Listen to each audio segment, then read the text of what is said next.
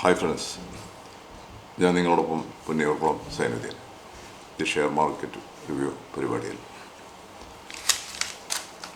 നമ്മളിപ്പോൾ പുതിയ ഒരു അധ്യായമായിട്ടാണ് വന്നിരിക്കുന്നത്.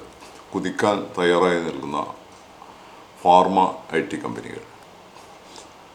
എന്താണ് ഇതിൻ്റെ കാരണം?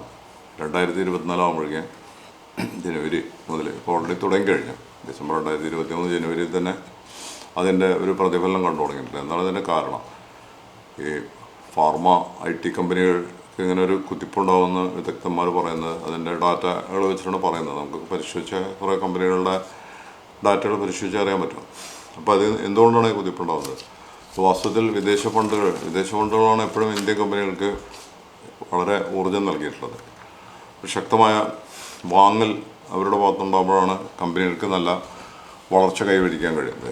FII അതായത് ഫോറിൻ ഇൻവെസ്റ്റ്മെൻറ്റ് ഇൻസ്റ്റിറ്റ്യൂഷൻസ്, പിന്നെ DIA അതായത് ഡൊമസ്റ്റിക് ഇൻവെസ്റ്റ്മെൻറ്റ് ഇൻസ്റ്റിറ്റ്യൂഷൻസ്. അപ്പോൾ DIA വാങ്ങുന്നതിനേക്കാൾ പ്രബലമായ വാങ്ങൽ ഉണ്ടാകുന്നത് FII ഭാഗത്തു നിന്നാണ്. അത്തരം വാങ്ങലുകൾ ഉണ്ടാകുമ്പോഴാണ് കമ്പനിക്ക് കൂടുതൽ വളർച്ച ഉണ്ടാകുന്നത്. അത് നിരവധി US കമ്പനികൾ നമ്മുടെ ഇന്ത്യയിൽ മാർക്കറ്റിൽ ഒരു നിക്ഷേപം നടത്താറുണ്ട്. അതുപോലെ തന്നെ മറ്റ് വിദേശ കമ്പനി എമിറേറ്റ്സ്, NBD പോലുള്ള ബാങ്കുകൾ, മറ്റ് പല സ്ഥാപനങ്ങൾ, നിരവധി സ്ഥാപനങ്ങളുണ്ട്. പേരെടുത്ത് പറഞ്ഞാൽ കുറേ അധികം പറയാനുണ്ട്. അപ്പോൾ നമുക്ക് വിഷയത്തിലേക്ക് കടക്കാം കൂടുതലായിട്ട്. അപ്പോൾ ഈ അമേരിക്കൻ ഫെഡറൽ റിസർവ് അടുത്ത സാമ്പത്തിക വർഷത്തിൽ 2024 3 തവണയെങ്കിലും അതിൻ്റെ കുറയ്ക്കാനാണ്, അതിൻ്റെ നിരക്ക് കുറയ്ക്കാനാണ് സൂചന പറയുന്നത്. ഇങ്ങനെ നിരക്ക് കുറയ്ക്കുമ്പോൾ 3 തവണയെങ്കിലും നിരക്ക് കുറയ്ക്കുന്ന ഒരവസ്ഥ ഉണ്ടാകുമ്പോൾ എന്ന് പറയുമ്പോൾ സ്വാഭാവികമായിട്ടും കടപ്പത്രങ്ങളുടെ ളിലുള്ള നിക്ഷേപം കുറയും, അതിൻ്റെ ഒരു റിട്ടേൺ കുറയും. അതുപോലെ തന്നെ ഡോളർ താഴോട്ട് വരും, ദുർബലമാകുന്ന, വലിയ തോതിലല്ലെങ്കിലും ദുർബലമാകുന്ന ഒരവസ്ഥ ഉണ്ടാവും. അപ്പോൾ ഈ വിദേശ നിക്ഷേപം സ്വാഭാവികമായിട്ടും ഇന്ത്യൻ വിപണി ഒരു ഹാവൻ ആയിട്ടാണ് കണക്കാക്കുന്നത്. ഇന്ത്യൻ വിപണി ഒരു സസ്റ്റൈനബിലിറ്റിയുള്ള തുടർച്ചയായി വളരുന്ന നല്ല കമ്പനികളാണ് ഇന്ത്യൻ വിപണിയിൽ നിന്ന് തന്നെയാണ് ഈ നിക്ഷേപകരുടെ, അതുപോലെ ഫണ്ട് മാനേജർമാരുടെ, അനലിസ്റ്റുകളുടെയൊക്കെ ഒരു കണക്കൂട്ടൽ. അതിൻ്റെ അടിസ്ഥാനത്തിലാണ് ഇവർ ഇന്ത്യൻ മാർക്കറ്റിലേക്ക് വരുന്നത്. അതിപ്പോൾ ഫാർമ അതുപോലെ തന്നെ IT കമ്പനികൾ സ്വാഭാവികമായിട്ടും കുറഞ്ഞാണ് കിടക്കുന്നത്. അത് ഫാർമ കമ്പനികൾ പ്രത്യേകിച്ച് കോവിഡിന് ശേഷം ഒരു നല്ല കയറ്റമുണ്ടായി. ആ കയറ്റത്തിന് ശേഷം ഇറങ്ങിയിട്ടുണ്ട്. ആ കയറ്റത്തിന് ശേഷമുള്ള ഇറക്കം പിന്നീട് ഒരു വളർച്ചയിലേക്ക് പോയിട്ടില്ല.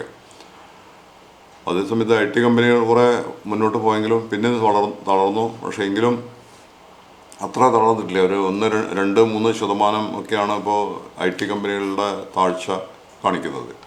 അതായത് ഇൻഫോസിസ്, L&T,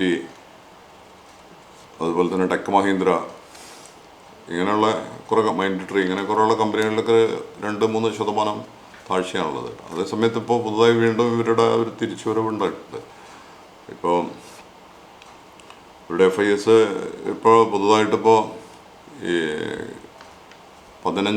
ഡിസംബർ 15 2020 ഡിസംബർ 15 മാത്രം 29,700 കോടി ഇന്ത്യൻ കമ്പനികളിൽ നിക്ഷേപിച്ചിട്ടുണ്ട്. അത് വൻകിട കമ്പനികളിലാണ് നിക്ഷേപിച്ചിട്ടുള്ളത്. വിപ്രോ, TCS ഇങ്ങനെയൊക്കെയുള്ള കമ്പനികളിലാണ് അതിൻ്റെ നിക്ഷേപം ഉണ്ടായിട്ടുള്ളത്. അപ്പോൾ തുടർച്ചയായി അതിനുശേഷം അവർ 29,700 കോടി രൂപയുടെ വിൽപ്പന നടത്തിയതിന് ശേഷമാണ് കഴിഞ്ഞ 3 മാസങ്ങൾക്ക് മുമ്പ് 27,700 കോടി രൂപയുടെ വിൽപ്പന നടത്തിയതിന് ശേഷമാണ് ഈ വീണ്ടും തിരിച്ചു വരുന്നത്.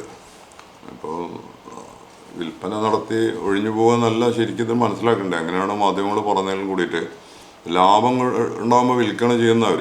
അപ്പോൾ അവർ പോകുന്നില്ല. വീണ്ടും മാർക്കറ്റ് ഒരു അനുകൂല സാഹചര്യത്തിൽ, അതല്ലെങ്കിൽ ഒരു ഫെയർ വാല്യൂയിൽ എത്തുമ്പോൾ വീണ്ടും വാങ്ങിക്കാന്നുള്ള ഒരു സ്ട്രാറ്റജിയാണ് മനസ്സിലാക്കേണ്ടത്. എന്തായാലും അവരുടെ നല്ല തിരിച്ചുവരവാണ് കാണിക്കുന്നത്. ഈ തിരിച്ചുവരവ് കമ്പനികൾക്ക് കുതിച്ചുചാട്ടം ഉണ്ടാകും. കുറേ കമ്പനികൾക്ക്, ഫാർമ കമ്പനികൾക്ക് നല്ല കുതിച്ചുചാട്ടം ഉണ്ടാകും. അപ്പോൾ 2024 ഫാർമ കമ്പനികളും അതുപോലെ IT കമ്പനികളും ഒന്ന് ഒരു നിരീക്ഷണം നടത്തുക, അതിലൂടെ ഒരു ഇൻവെസ്റ്റ്മെൻറ്റും കാര്യങ്ങളും നടത്തി അതിലൂടെ നേട്ടം ഉണ്ടാക്കാനുള്ള പരിശ്രമം, അതിൻ്റെ ഭാഗം നമുക്കും ആകാൻ കഴിയുമെന്നുള്ളതാണ് ഇതിലൂടെ മനസ്സിലാക്കേണ്ടത്. ഈ FIS ഇങ്ങനെ വരുമ്പോൾ സ്വാഭാവികമായിട്ടും വൻകിട കമ്പനികൾക്കാണ് അതിൻ്റെ ലാഭം ഉണ്ടാവുക. ഇപ്പോൾ നിലവിലിപ്പോൾ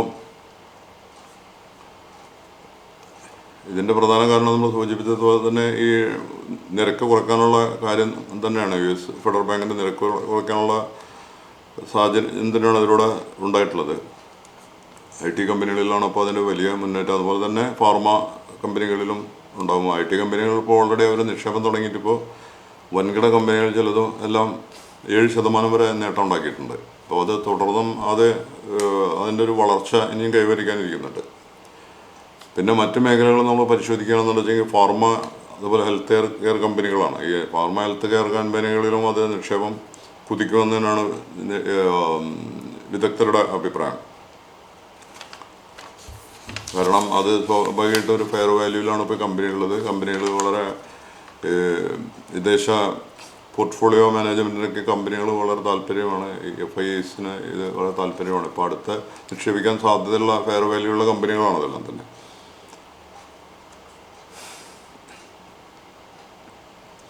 ഇത് 2023 സെപ്റ്റംബർ ക്വാർട്ടറിലെ വിദേശ നിക്ഷേപകരുടെ വിഹിതം നമുക്കൊന്ന് പരിശോധിക്കാം.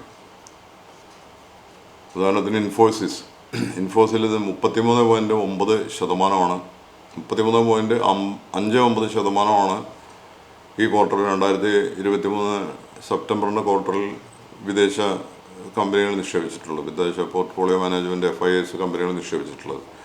അതേസമയം TCSൽ 12.47% നിക്ഷേപം നടത്തിയിട്ടുള്ളത്. ടെക് മഹീന്ദ്ര പരിശോധിക്കുമ്പോൾ 26.22%. അപ്പോളോ ഹോസ്പിറ്റൽ നല്ല നിക്ഷേപമാണ് നടത്തിയിട്ടുള്ളത്. Apollo hospital 2%. അപ്പോളോ ഹോസ്പിറ്റൽ നല്ല നിക്ഷേപമാണ് നടത്തിയിട്ടുള്ളത്. അപ്പോളോ ഹോസ്പിറ്റൽ ശരിക്കും ഇപ്പോൾ നല്ല വളർന്നു വരികയാണ്. കാരണം എന്ന് വെച്ചാൽ അപ്പോളോ ഹോസ്പിറ്റൽ കഴിഞ്ഞൊരു 3-4 വർഷം കൊണ്ട് നല്ല വളർച്ച ഉണ്ടാക്കി. ഒരു മൾട്ടി ബാഗർ കമ്പനി പോലെ തന്നെ അത് വളർന്ന് നല്ല ഒരു സസ്റ്റൈനബിലിറ്റി ഉണ്ടായി നിൽക്കുന്ന ഇതാണ്. അതിൻ്റെ കാരണം എന്ന് പറഞ്ഞാൽ ഈ ഹോസ്പിറ്റലിൻ്റെ ചെയിൻ ഇന്ത്യയിലെ പല ഭാഗങ്ങളിലുണ്ട്. സൗത്ത് ഇന്ത്യയിലാണ് കൂടുതൽ. തമിഴ്നാട് ബേസ്ഡ് കമ്പനിയാണ്. ഇപ്പോൾ പല ഭാഗങ്ങളിലും വീണ്ടും പുതിയ ഹോസ്പിറ്റലുകൾ തുടങ്ങുന്നുണ്ട്. അപ്പോൾ ഇങ്ങനെയൊക്കെയുള്ള കുറേ കാര്യങ്ങളുണ്ട്. 46 ഇതൊക്കെ മനസ്സിലായിട്ടായിരിക്കും അവർ നിക്ഷേപം കൂടുതൽ ചെയ്യുന്നതാണെന്ന് എനിക്ക് തോന്നുന്നത്. 46.15% അവരുടെ നിക്ഷേപം. പിന്നെ ഡിവീസ് ലാബിൽ 14.6% നിക്ഷേപമുണ്ട്. അപ്പോൾ ഇത്രയൊക്കെയാണ് നമുക്ക് ഈ വീഡിയോയിൽ ഇതിനെക്കുറിച്ച് പറയാനുള്ളത്. പക്ഷേ ഇതൊരു റെക്കമെൻഡേഷനായിട്ടും ആരും എടുക്കരുത്, റെക്കമെൻഡ് ചെയ്യാൻ പാടില്ല എന്നാണ് സെബിയുടെ നിർദ്ദേശം. റെക്കമെൻഡേഷനല്ല, സജഷനും അല്ല. അപ്പോൾ സ്റ്റോക്കിനെ കുറിച്ചുള്ള നമ്മളുടെ കുറേ കാലത്തെ, ഞാനിപ്പോഴും പറയാറുള്ള പോലെ തന്നെ കുറേ കാലത്തെ മാർക്കറ്റിലെ റിസർച്ച്, അതുപോലെ തന്നെ നമുക്ക് NSEയുടെ 4-5 സർട്ടിഫിക്കറ്റുകൾ കിട്ടിയിട്ടുണ്ട്. ചാർട്ട് അനലൈസിങ്,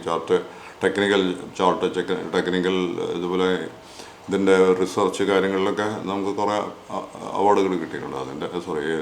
സർട്ടിഫിക്കറ്റുകൾ കിട്ടിയിട്ടുണ്ട്. അതിൻ്റെ അടിസ്ഥാനത്തിലാണ് നമ്മളിത് ചെയ്യുന്നത്. അപ്പോൾ നിങ്ങൾക്കും സ്വന്തമായിട്ട് സ്റ്റഡി ചെയ്യാം.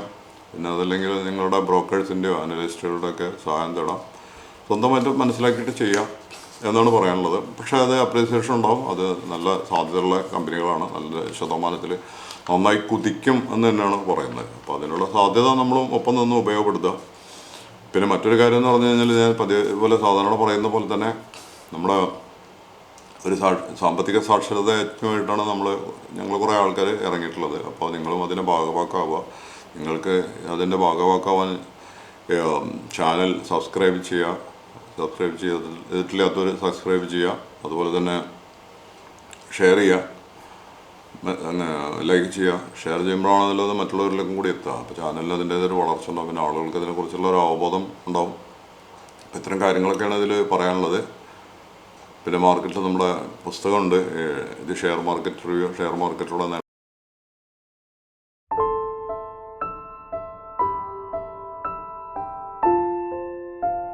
ഉണ്ടാകുക എന്നുള്ള പുസ്തകമുണ്ട്. പുസ്തകം താല്പര്യമുള്ളവർക്ക് വായിക്കാം. ഇത്രയൊക്കെയാണ് ഇതിൽ പറയാനുള്ളത്. ഞാൻ നിങ്ങളോടൊപ്പം പുണ്യവർമ്മ സൈനുദ്ദീൻ. ഇത് ഷെയർ മാർക്കറ്റ് റിവ്യൂ. അടുത്ത ഒരു എപ്പിസോഡുമായിട്ട് വീണ്ടും വരും. അതുവരെ നന്ദി, നമസ്കാരം.